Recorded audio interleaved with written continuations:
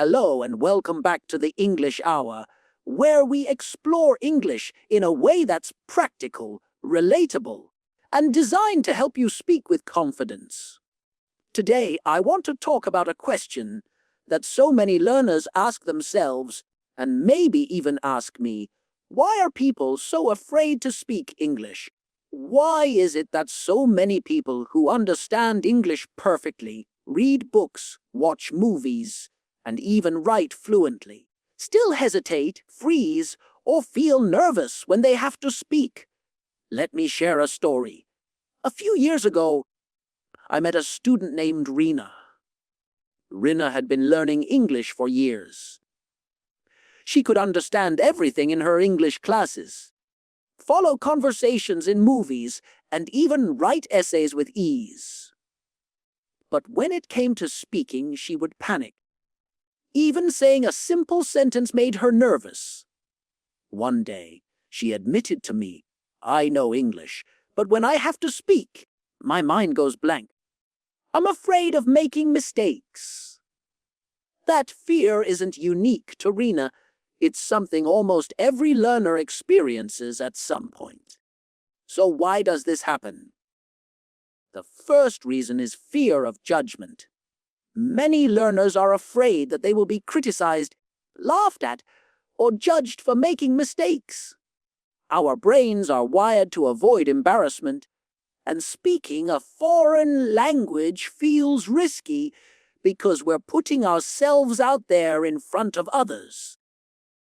I remember another student, Omar, who wouldn't speak in class because he worried about saying the wrong word.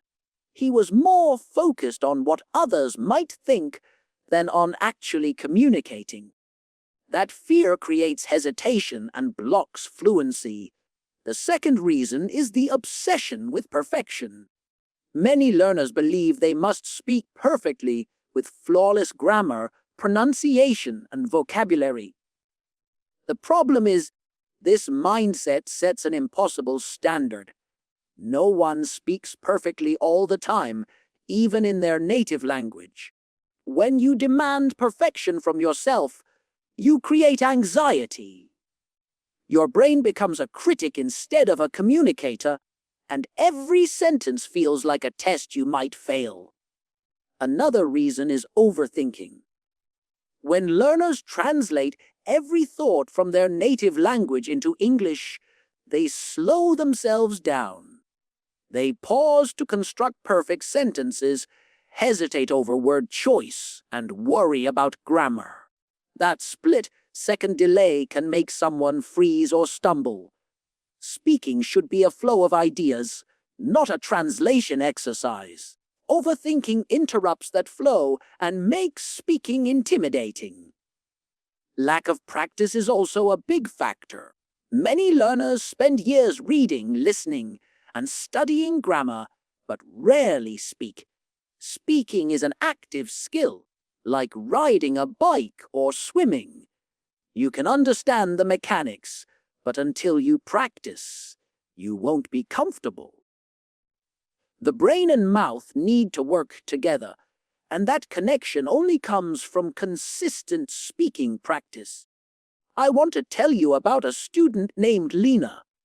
Lena was terrified of speaking English. She understood almost everything and had great vocabulary, but she wouldn't speak in front of others.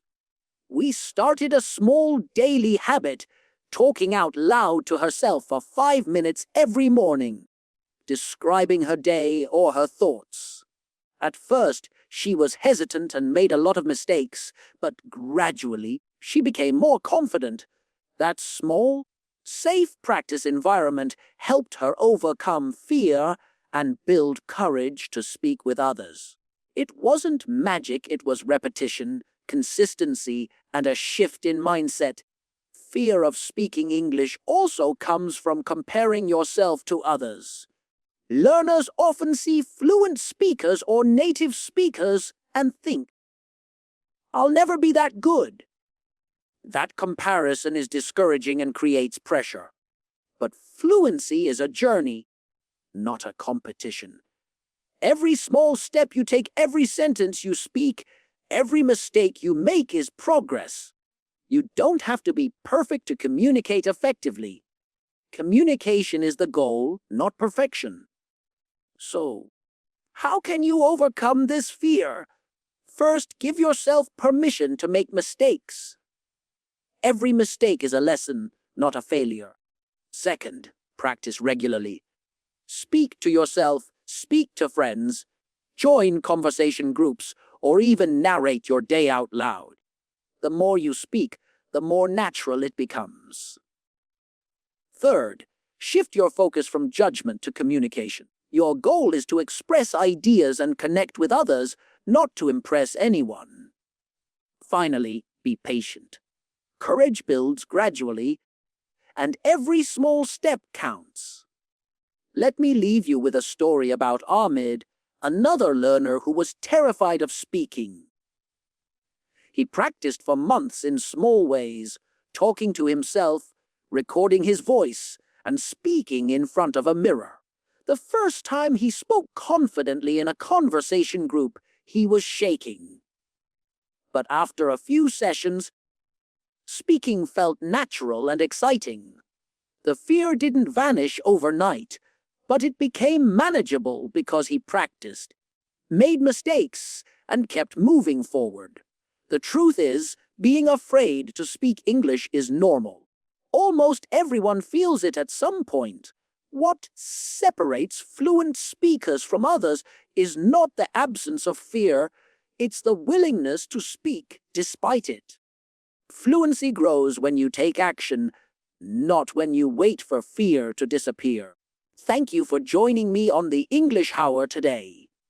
Remember, fear is natural, mistakes are necessary, and speaking is a habit you can build.